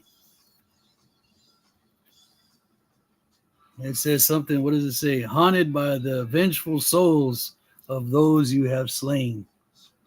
So maybe he's talking to the dragon. I don't know. I just said that's something. Let me just put that on there, see what happens. Of course, my love of birds. There you go. Birds. So this one, okay, so this effect, to get those Eddie Van Halen lines is what I call them. So you paint the background. In this case, this was just a bunch of scrap paper, right? And then you get a bottle of dishwashing liquid, and you throw the dishwashing liquid, let it set for a little bit, and then you spray paint it black. And then whatever was underneath the dishwashing liquid stayed, and everything that wasn't, of course, turned black, right? Okay. So that's a cosmic bird, I guess. So I would just say, well, what would happen if I do this? What would happen if I did it this way? They weren't all winners, but some of the ones that said, that's kind of cool. I'll keep it. And I have this stuff everywhere, man. And I put it up. I stored it away. A lot of stuff wasn't properly made because, again, it's not like I was like, oh, I'm going to be a big artist one day. I just said it got me through what we were all going through. Yeah, you were just doing it for fun and peace of mind and to keep yourself busy. Yeah. The whole deconstruct, and just the fact that you're taking something that nobody else wanted. It was literally trash, and you did something with it. So yeah, this Yeah. one is just painted. Now those white spots again. When you don't store these right, those are chip. There's your tape pull right there.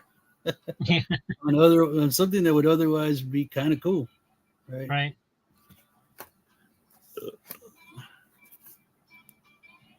That's cool. And this isn't a coloring book. One of those.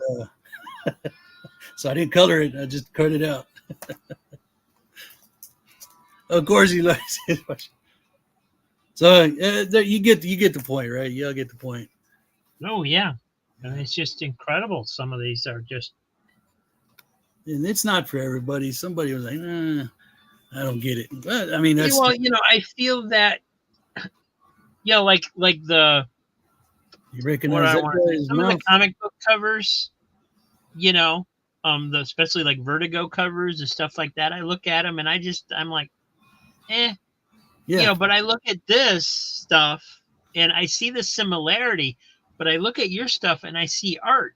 My mind can start to create a story from it. And when I look at that kind of stuff, like on some of the Vertigo covers, and I just go, I don't know what it is. I don't know, what it's supposed to be. But this is just cool stuff. I know it's just collage work, but yeah, collage painting. You have to have that eye to be able to do that, and take all these random pieces and to create something as cool as this stuff out of it is just amazing. Well, I appreciate that, Rob. Jackson says, Mike was creating art. I was sitting in my backyard watching the leaves fall off my tangerine tree. You're doing something, though, Jackson. Doing something, brother.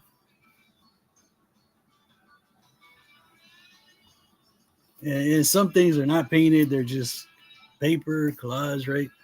But, this one was never complete. So this one, I took one of those Grey's Anatomy books, not the dirty one, but the actual Grey's Anatomy. It was falling apart. It was missing a lot of pages, so I just cut out random ventricles and muscle tissue. And it never was complete, but it's just abstract in itself.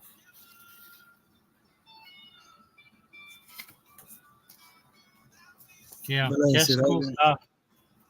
You got a lot of this stuff laying around. It's just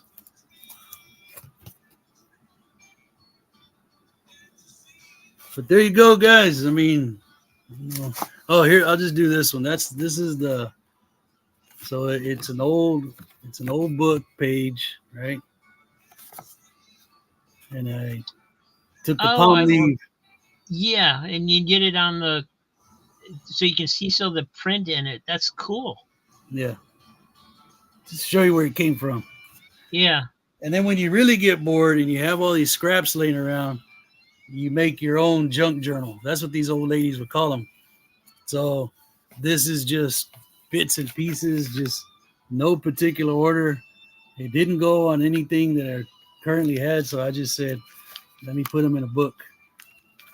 Okay, yeah, that's similar to what the books I remember seeing, like I was talking about, because they would just clip things out of pictures or whatever and glue them in a scrapbook, basically. That little being is some of my original art. So that right there is you just make a bunch of random lines, you scribble all over it. You just don't even look. You make a bunch of lines, and then you go back and see if you can create an image from it. And I've got another book where I did that. So it's some kind of little being with his little hands out, and I put some color on it and just gave it a little, but you can see the scribbles in the background, right? Mm-hmm. So you find something in there. So it's just sort of like a,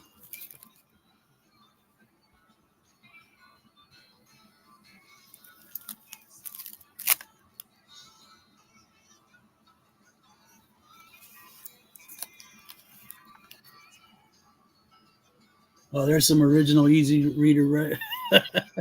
Swag says he would buy buy art like this, and I agree. There's pieces in there that I would definitely wouldn't mind buying. I won't sell it. If you want it, I'll send it to you guys. So what does the X-Files have to do with a dragon? Everything. Have to do with that, with consolation. I mean, just a lot of times just look for a color coordinator. Oh, of course.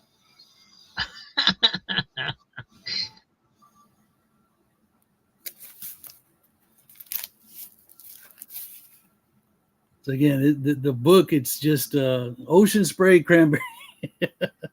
Cranberry sauce. It must have been around Thanksgiving. They died with their boots on. Right. That's cool. There you go. Just a bunch of random stuff and just slap it in there, man. Hope for the best. Hubba bubba. Yeah, this is very much like the books that I remember seeing where people would just take stuff out of old magazines, except of course it's cooler than that to me because it has, stuff that we kind of like. This kind of stuff in it.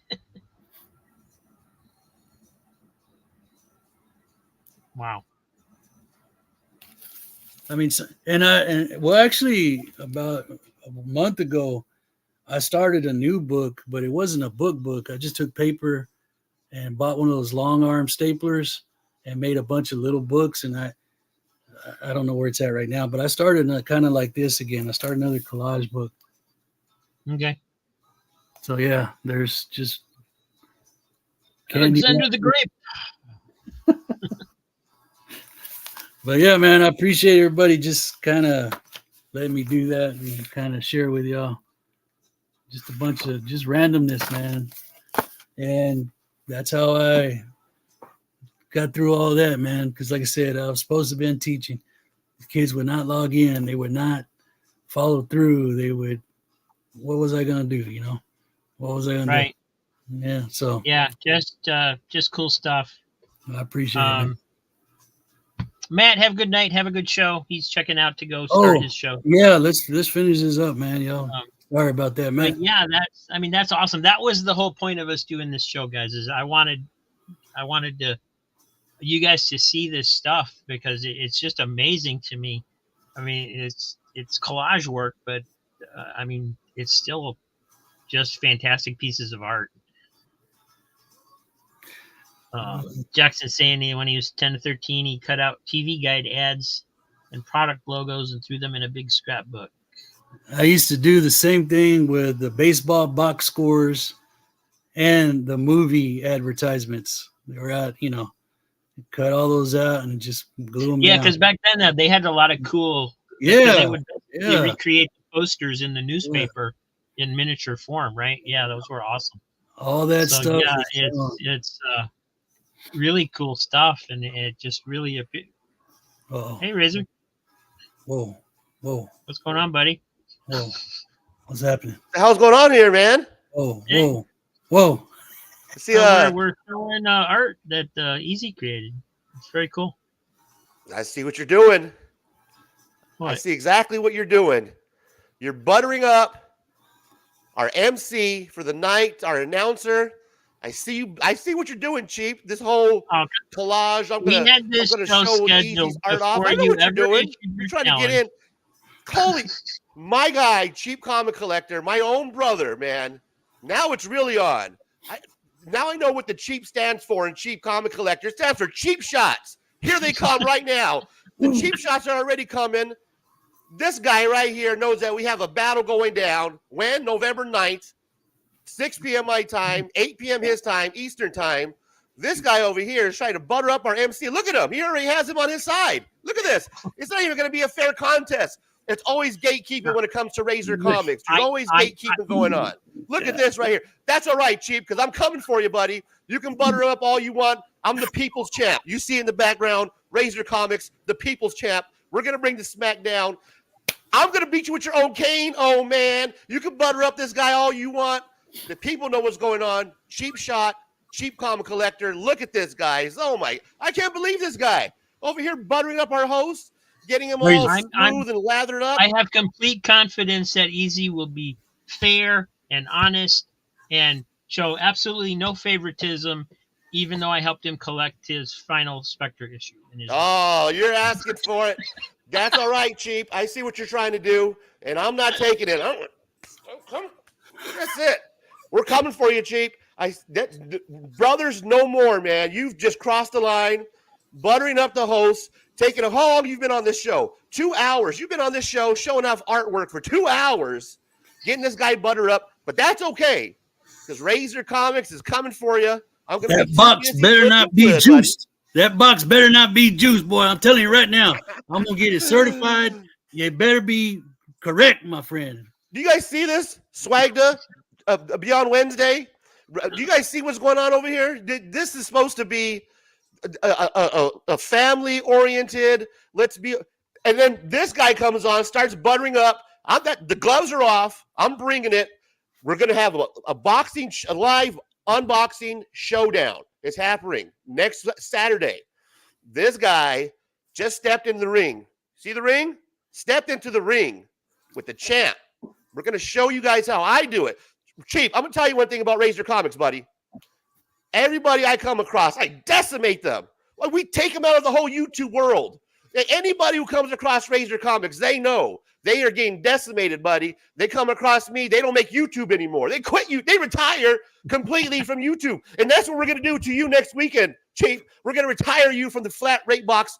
Let me tell you guys something. I'm going to give you guys a little bit of secret what's going on here. Go back in the history, because I'm a reporter, right? I give you guys the facts. Here's the facts, Jack. Go back, look at the history. Who was doing flat rate boxes first? Go look at it. This guy right here, your boy, was the first one to do flat rate boxes. 7 flat rate boxes in a row, day after day after day. Guess who all of a sudden decided to do flat rate boxes day after day after I dropped mine? This guy over here, this guy starts to do them. Bites, steals my idea straight from under me. Guess what happens? Next week, I shave my head, right? Get it all nice, looking nice and clean. Very next day, guess who shaves their head? This guy, Razor Effect, all over the place, to the point where people are just stealing my ideas. My ideas, guy, my idea. I had the flat rate box. I'm the champ. I was doing that way before Cheap. You crossed the line, Cheap. I'm coming for you. Boy, he was buying flat rate boxes way before you, my friend. Actually, that's not true. I did start on Whatnot because of Razor. So, yeah. Can't believe this, guys. The gatekeeping is unbelievable. You my own brothers here. This is just unreal. I can't wait. And didn't like it. And then you saw what he was doing. And yeah, he was, saying, hey, go, why not Whatnot? And so, yeah, I gave it a shot. That's right. He saw exactly what I was doing, ran with my idea, does it every day, never gave me credit for it. And you guys come to his claim shows. It all came from here. And now I'm gonna take that and I'm gonna get you with your cane, old man. Coming for you. Never giving me my credit. You never gave me my credit. Now I'm coming for you. Recently, but I'm pretty sure I did when I started. Yeah. Oh, stay back, bro. Stay back. The truth is out. Save it for the ring. Save it for the ring. The truth is out now, guys. Now you heard it first from here, Razor Comics. No bullshitting. And next weekend, come and check us out. We're going to have our host right here, already buttered up. The host is going to be right next to us. Easy. He's going to be making sure that I don't strangle this guy. Going to keep it fair. He's going to keep it fair. Oh, no, my friend. But that's okay, guys. With everything stacked against your boy, the people's champ, you're going to come out and you're going to vote. We're going to do, I think, 5 comics apiece, round for round. You're going to be the vote. You're going to tell this guy that I am the people's champ. His boxes do not compare to my boxes, period.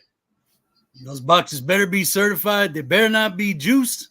What you bought is what you bringing, my friend. That's right. That's right, Chief. What do you got to say about that, Chief? What do you got to say about you stealing my ideas about the flat rate boxes? Tell your people right now. Explain to the people why you stole the idea from me. Go ahead, Chief. Tell them you stole the idea from me. Let's hear it.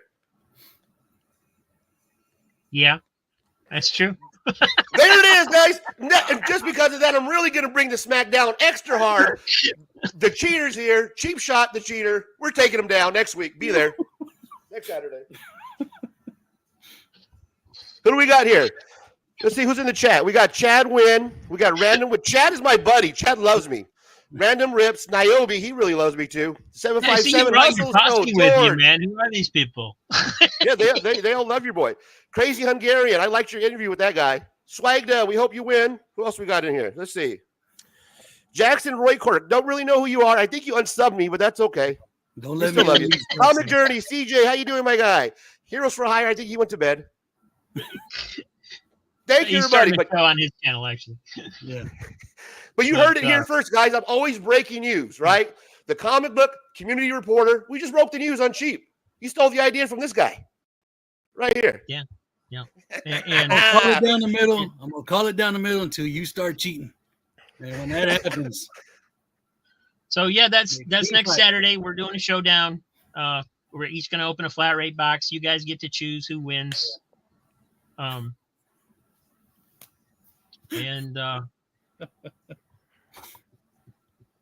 Yeah, that's the way it goes.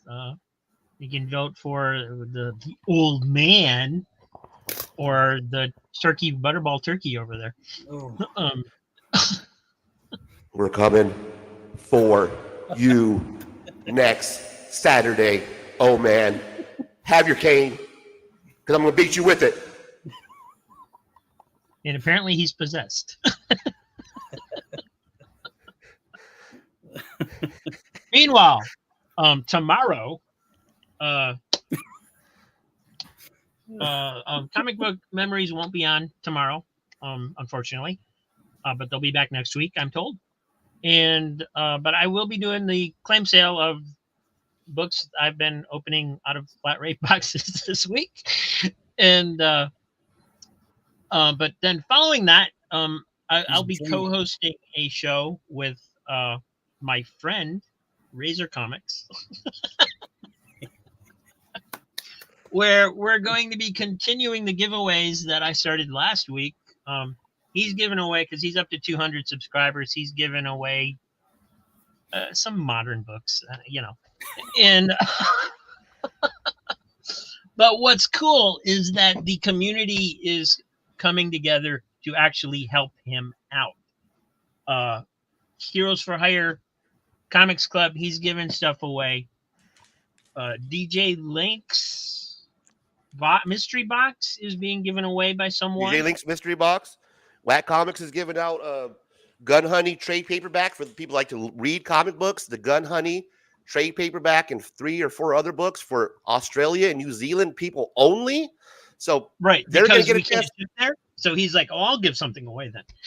Yeah, and we're going to get a figurine from S. Vaughn 82. He's going to give away an Immortal Hulk Legends or Hulk Legends figurine.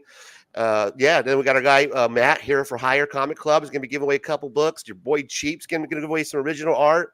I'm giving away some stacks of books, guys. So it's going to be fun tomorrow. We got 6 giveaways in total. There it is. There's that original art piece right there. A page out of a comic book. Yeah, you guys are going to have a chance to win. That's the grand prize for Cheap 600 subscribers.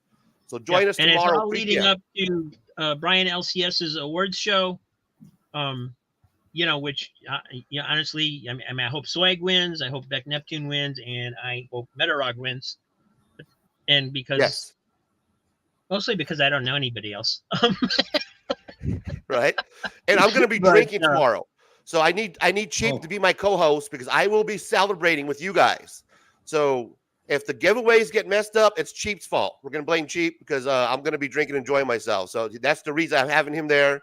Because I get sloppy, and then we'll blame Cheap for it. Yes. All right, Cheap. I'm gotta get going, man. I appreciate you. Let me stop by. Easy. Your artwork is simply amazing, my guy. Keep doing what you're doing. Hope to see more of it. Thank you. Sell it. Don't be shy to show it off, man. I know you're kind of a reserved guy. You're respectful, but fuck that. I mean, excuse me. Sorry. Show your stuff off, man. Don't be shy. You have great talent. You have amazing taste, great personality. Go ahead and show it off. People like myself are going to want to pick it up. You already got people in the chat that want to buy your artwork.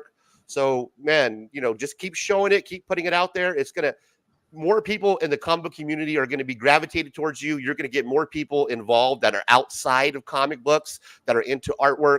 So keep doing you, man. And peace, sub my guy up, Easy. I appreciate you. Thank you, guys. And I'll see you tomorrow. All right. Later, Ray. Wow. Thank you. He said I was buttering you up. It's just Oh, man. That was fun, man. That was fun. all right. So, yeah, in case we didn't mention it, Easy is going to be the referee. Yeah. Keep us apart and make sure there's no shenanigans. I'm just going to let y'all go at it until one of you gets tired, taps, and it's over. I'm just going to report what the chat's saying. And I guess that pretty much concludes our show. I'll, like I said, I'll be back on tomorrow with the Claim Show at 12:45. DJ. Yeah, that's what I'll do. I mean, I could go earlier since comics. Dr. Silver Age isn't going to be on, but it's probably better if I just keep the same timetable. So, yeah, so that's what's happening. Ray wanted to have a challenge to the flat rate box, so we're going to do it. See who wins. It'll be up to you guys. Thanks for watching, everybody. We will see you later. Thank you, everybody. Thank you, Easy, for coming on and showing and sharing your art, your incredible art. Just great stuff. And appreciate it, man. Yeah, I'm sad that you're not doing it anymore, quite honestly. But no, I kind of got into it a little bit more, but it's just the time, man. Once the summer of Easy is upon us soon. Yeah. Well, not too soon, but we're getting there. We're getting there. All right. We'll see you soon, guys. Take care. Y'all take care, everybody. And appreciate y'all. See you later. Later.